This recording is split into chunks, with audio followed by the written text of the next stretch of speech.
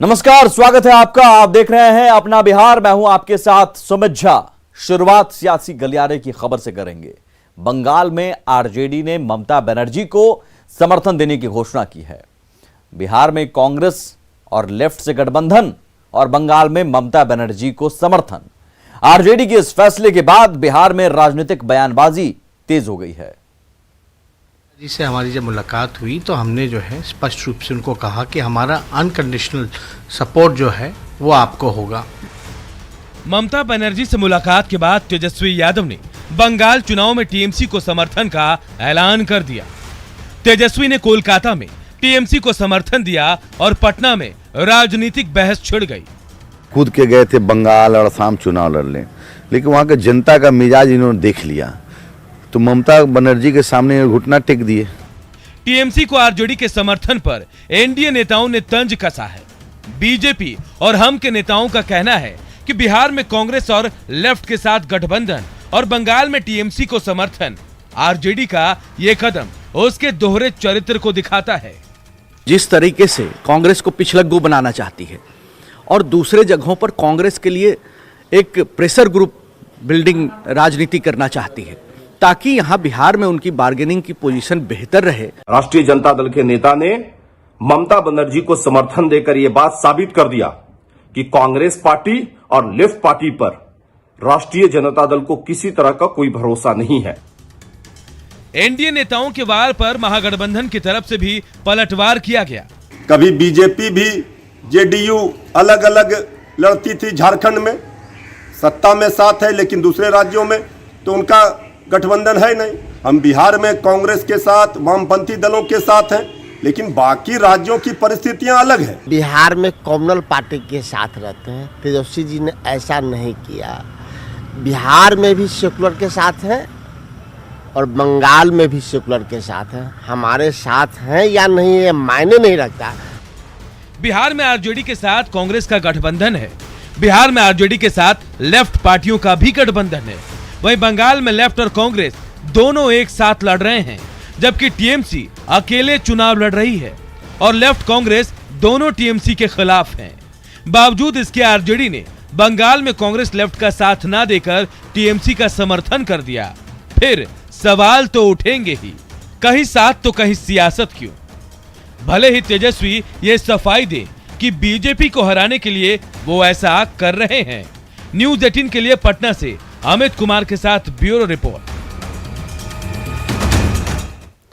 विधानसभा चुनाव में करारी हार के बाद एलजेपी को लगातार झटके लग रहे हैं। बेतिया में एलजेपी के पूर्व प्रदेश महासचिव विश्वनाथ कुशवाहा सहित करीब 250 कार्यकर्ता बीजेपी में शामिल हो गए। इनमें प्रखंड अध्यक्ष और पंचायत भी शामिल हैं।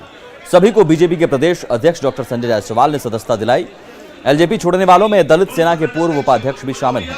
पार्टी छोड़ने वाले एलजेपी नेताओं ने चिराग पासवान पर निशाना साधते हुए कहा कि पार्टी में अब कार्यकर्ताओं का सम्मान नहीं रह गया है। भारतीय जनता पार्टी के परिवार में दलित सेना के पूर्व दो प्रदेश महासचिव, लोजपा के प्रदेश महासचिव और पूर्व जिला अध्यक्ष समेत सभी मंडल अध्यक्षों का मैं हार्दिक स्वागत और अभिनंदन करता हूँ। घटक दल ही है लोजपा के साथी, फिर क्या है? देखिए, जिस व्यक्ति, यह व्यक्ति की विचारधारा पर निर्भर करता है। जिस व्यक्ति की जिस विचारधारा के साथ जुड़ना चाहे, हमने किसी को नहीं कहा कि आप आकर के हमारे दल में जुड़िए। देखिए, वह पार्टी में लोकतंत्र खत्म थी। चिराग पासवान जी चंद लोगों से गिर गए और कार्यकर्ताओं का मान सम्मान वहाँ नहीं बचा है। इसलिए हम लोगों ने सभी साथियों ने निर्णय लिया कि हम लोग माननीय प्रदेश अध्यक्ष जी के सानिध्य और नेतृत्व में हम लोग भाजपा ज्वाइन करेंगे, भाजपा की सदस्यता लेंगे और माननीय प्रधानमंत्री, यशस्वी प्रधानमंत्री नरेंद्र मोदी जी का हाथ हम लोग मजबूत करेंगे। आगे बढ़ते हैं। खबर भागलपुर से। भागलपुर के कस्माबाद दियारा में आग लगने से 300 से ज्यादा घर जलकर राख हो गए। दोपहर में घर में खाना बनाने के दौरान आग लगी और हवा की वजह से तेजी से फैलती गई और देखते ही देखते पूरा गांव आग की चपेट में आ गया। फायर ब्रिगेड की टीम ने काफी मशक्कत के बाद आग पर काबू पाया।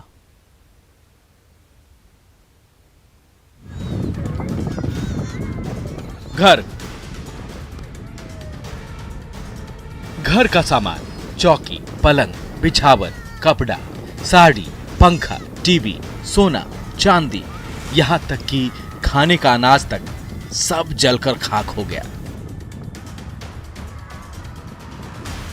अगर एक लाइन में कहें तो आग की इन लपटों ने कस्माबाद दियारा के लोगों का सब कुछ लूट लिया।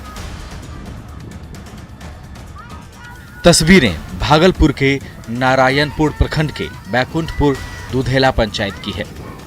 गांव के लोग अपने अपने काम में व्यस्त थे। तभी खाना बनाने के दौरान चूल्हे से निकली चिंगारी ने एक फूस के घर में आग लगा दी। लोग जब तक कुछ सोच पाते तब तक तो आग ने रौद्र रूप धारण कर लिया था। हवा के साथ तेज होती आग की लपटें एक एक कर घरों को अपने लपेटे में लेने लगी। देखते ही देखते पूरे इलाके में आग फैल गई और करीब 300 घर जलकर खाक हो गए। सब डईगला काउला नजरेला एको बाबू घर के सब सामान हां एको चीज न रहला केनो मत नहीं रहबा। आग की लपटें इतनी तेज थी कि लोग सामान क्या बचाते, जान बचाना मुश्किल हो रहा था।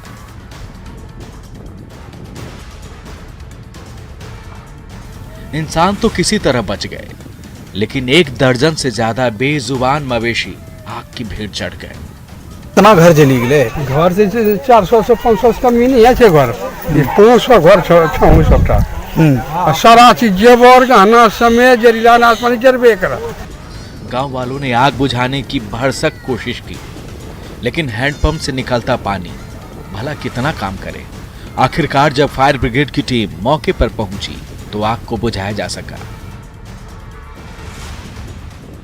कस्माबाद दियारा की आग फिलहाल बुझ चुकी है। बचा है तो बस यहाँ के लोगों की सिसकियां और पेट की आग, जो सब कुछ जल जाने के बाद अब कैसे बुझेगी, ये बड़ा सवाल है। न्यूज़ 18 के लिए भागलपुर से आशीष रंजन की रिपोर्ट। अपराधियों ने 2 जगहों पर लूट की बड़ी वारदात को अंजाम दिया है। सहरसा में मोबाइल एजेंसी के कर्मचारी को गोली मारकर 7 लाख रुपए लूट लिए। कर्मचारी गंभीर रूप से जख्मी है और उसका इलाज चल रहा है। घटना सदर थाना क्षेत्र की है। वहीं बेगूसराय में बैंक को निशाना बनाया गया। नकाबपोश अपराधियों ने चेरिया बरियारपुर में यूको बैंक की ब्रांच में धावा बोला और रुपए लूटकर फरार हो गए।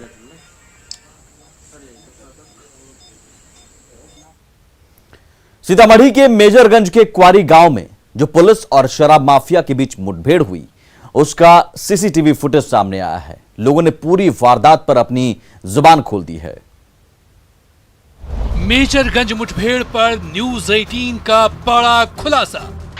सीतामढ़ी के मेजरगंज का यह वही क्वारी गांव है। आज एक एक कर बेनकाब होंगे साजिशकर्ता। तो उनको जाते समय फायरिंग होने लगा। सुनिए, दारोगा दिनेश राम को किसने दिया दगा?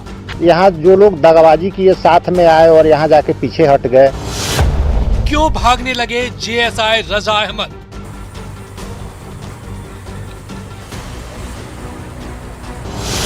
हकीकत जानकर होश उड़ जाएंगे। नहीं, बीएमपी वाला को बोला मिंटू सर गोली चलाइए, हम किसके आदेश पे चलाए?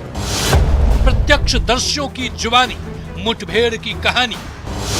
सीसीटीवी में थाना अध्यक्ष की हकीकत कैद। थाना से सभी लोग साथ निकले तो वे पीछे कैसे रह गए? मेजरगंज मुठभेड़ पर मेजर खुलासा। सीतामढ़ी के मेजरगंज मुठभेड़ पर कई अनसुलझे सवाल हैं।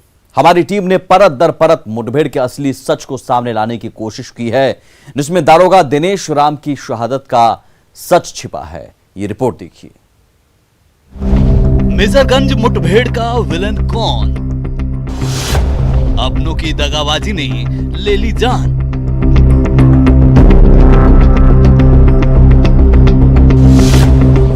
अभी तक आपने देखा कि किस कदर अकेले दारोगा दिनेश राम शराब तस्करों से लोहा लेते हुए शहीद हो गए।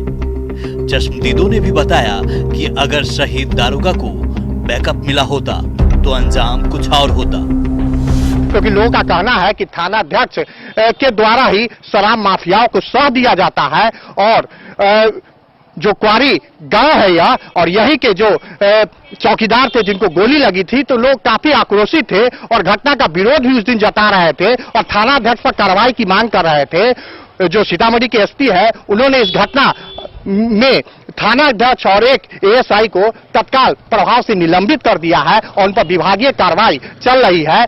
यह भी जान लेना जरूरी है कि आखिर किस कारण से, किस मामले में उनको सीतामढ़ी के एसपी ने दोषी माना है और क्यों उनको सवालों के घेरे में रखा गया है और सस्पेंड उनको क्यों किया गया है।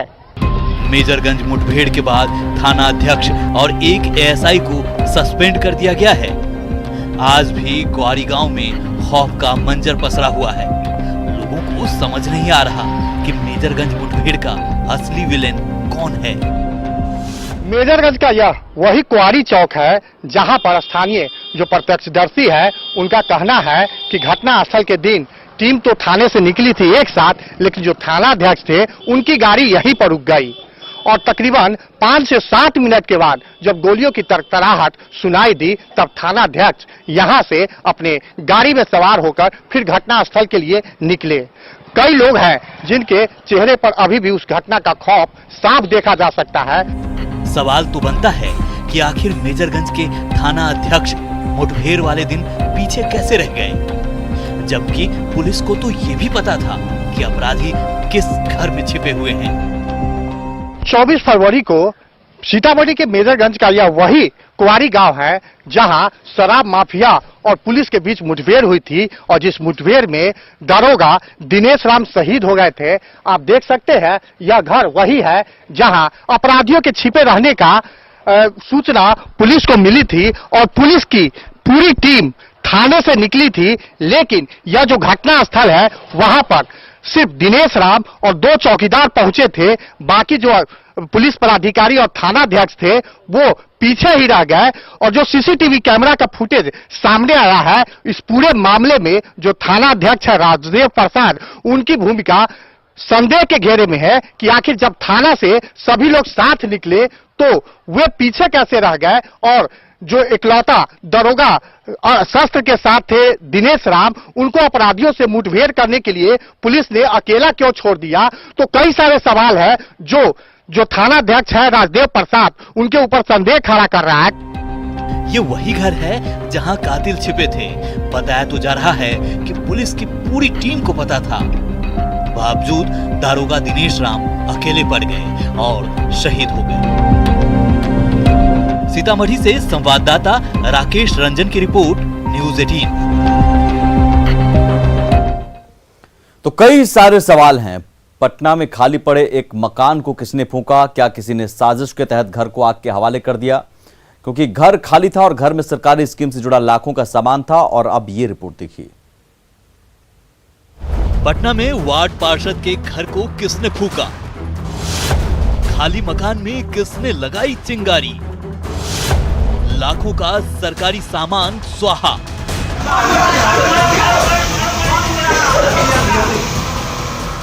पटना सिटी में असामाजिक तत्वों ने खाली पड़े एक मकान को फूंक डाला।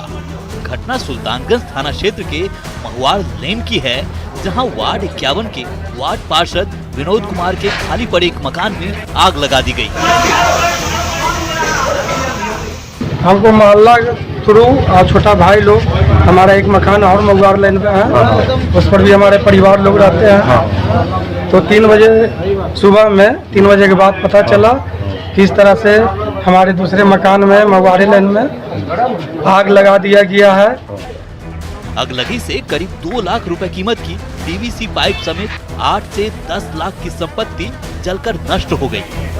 इसी पाइप पे 6 इंची हर घर मुख्यमंत्री हर घर नल जल योजना के तहत खान मिर्जा में सिटोला इस सब में आग लगने की सूचना मिलते ही फायर ब्रिगेड की टीम मौके पर पहुंची और काफी मशक्कत के बाद आग पर काबू पाया गया। तस्वीरों में घर के हालात को देख सकते हैं। मलबे को इकट्ठा किया जा रहा है। असामाजिक तत्वों की करतूत सीसीटीवी में कैद हो गई है। वार्ड पार्षद ने पूरे मामले में एफआईआर दर्ज करवाई है। फुटेज टीवी से आग लगाने वाले का चेहरा आ गया, पता चला है। हमने सुल्तानगंज थाना को एफआईआर करके दे दिया है। वार्ड पार्षद के घर को सुबह 3 बजे फूंका गया। जब तक वार्ड पार्षद विनोद कुमार पहुंचते तब तक पूरा मकान डैमेज हो चुका था। वार्ड पार्षद आशंका जता रहे हैं कि किसी ने साजिशन उनके घर में आग लगाई। हाँ, ये साजिश के तहत दुश्मनों का साजिश के तहत क्या क्या क्षति हुआ है आपका? हमारा क्षति हुआ, इसमें सरकारी पाइप रखा हुआ था, हर घर जल नल योजना का 2 लाख कुछ का था, और पूरा मकान में 10 लाख से ऊपर का सामान क्षतिग्रस्त हुआ। वार्ड नंबर 51 के विनोद कुमार हैं, उनके द्वारा एक आरोप लगाया गया है कि कुछ असामाजिक तत्वों के द्वारा उनके घर में आग लगा दी गई सुबह। तो उसको एक CCTV कैमरा देखा गया है, कुछ 2 लोग उधर से आते हुए दिखाई दिए हैं। क्या उनके द्वारा आग लगाई गई है या नहीं, ये हम लोग उस पर जाँच कर रहे हैं। एक FIR दर्ज कर लिया गया है। खाली मकान में किसने चिंगारी लगाई, बड़ा सवाल है। क्या आपसी रंजिश में वार्ड पार्षद के घर को फूंक दिया गया?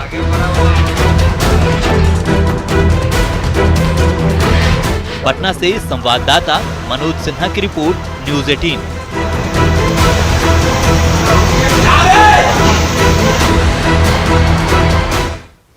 और मुख्यमंत्री नीतीश कुमार ने हरी झंडी दिखाकर बिहार में इलेक्ट्रिक बसों के सफर की शुरुआत की।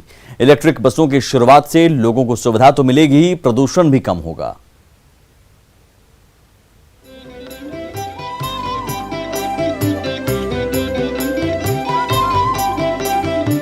अब ना तो धूल धक्कड़, ना धुआं और ना खटपट की आवाज। अगर आप बिहार में हैं और आपके बगल से बिना किसी शोर के कोई बस गुजर जाए तो चौंकिएगा मत। ये इलेक्ट्रिक बस है जी, जो अब बिहार की सड़कों पर फर्राटे भरने वाली। प्रदूषण रहित इस सफर की शुरुआत सीएम नीतीश कुमार ने हरी झंडी दिखाकर की। तो हम लोग तो लगातार इस्तेमाल कर ही रहे हैं, लेकिन उसके बाद अब बस का भी इस्तेमाल शुरू होगा। ये कितनी अच्छी बात है। इससे पर्यावरण के संरक्षण के लिए ये बहुत अच्छी बात है। इसका किसी भी प्रकार से कोई नुकसान नहीं होता है और हर चीज इसमें इंतजाम किए हुए हैं, ऑटोमेटिक है हर चीज। 25 इलेक्ट्रिक बस के साथ बिहार में इस योजना की शुरुआत हुई है। 12 बसें आ चुकी हैं, जल्द ही 13 और बसें आएंगी। विधानसभा पहुंचे हैं मुख्यमंत्री उसी इलेक्ट्रिक बस से। पहली तस्वीर हम दिखा रहे हैं आपको कि विधानसभा कैंपस में देखिए उसी इलेक्ट्रिक बस से यहां पर मुख्यमंत्री पहुंचे हैं। सजाया गया है पूरी तरह से इस बस को। पर्यावरण के लिए इलेक्ट्रिक बस है, 25 बसें आनी है, 12 बस का परिचालन शुरू हो गया है और 13 बस आएंगे और जितना सक्सेस होते जाएगा उतना ही आगे और बसें आती। बिहार के लोगों के लिए प्रदूषण मुक्त ये सफर काफी सुहाना होने वाला है, जिसका फायदा राज्य के सभी 38 जिलों के लोगों को मिलेगा। इन AC इलेक्ट्रिक बसों में 3-3 CCTV कैमरे लगे हुए हैं, एक बाहर और 2 अंदर। बस में पैनिक बटन है, चार्जिंग पॉइंट है, साथ ही बसों में फायर फाइटिंग का सामान भी है। पटना के लोगों ने इलेक्ट्रिक बस से यात्रा की शुरुआत कर दी है। सबसे पहले JD वुमेन्स कॉलेज की जो छात्राएं हैं उन्हें आज यह मौका दिया गया है सिंबॉलिक तौर पर। करें, कैसा अनुभव है? बहुत अच्छा लग रहा है सर, ऐसे बस में आज पहली बार मैं बैठ रही हूँ। ये सर क्योंकि ये इलेक्ट्रिक बस है और इसमें हमें CCTV की भी सुविधा दी गई है, तो महिलाओं के लिए तो बहुत ही अत्यधिक सुरक्षित है। और हम स्टूडेंट्स के लिए पॉल्यूशन फ्री, पटना में भी पॉल्यूशन फ्री जैसी चीजें लाना ये बहुत ही बड़ा पहल है। तो हम लोग इसके लिए अपने मुख्यमंत्री का बहुत ही अत्यधिक शुक्रिया अदा करते हैं। देश की राजधानी में अभी इलेक्ट्रिक बस सेवा की शुरुआत नहीं हुई है। देश के कुछ राज्यों में इंटरसिटी इलेक्ट्रिक बसें जरूर चल रही हैं, लेकिन राज्य की राजधानी से तमाम जिलों तक प्रदूषण मुक्त सफर की शुरुआत कर बिहार ने बाकी राज्यों के लिए एक उदाहरण पेश कर दिया है। न्यूज़ 18 के लिए पटना से शैलेंद्र के साथ साकेत कुमार की रिपोर्ट। और इसी के साथ अपना बिहार में इतना ही। आगे देखिए जोहार झारखंड। नमस्कार।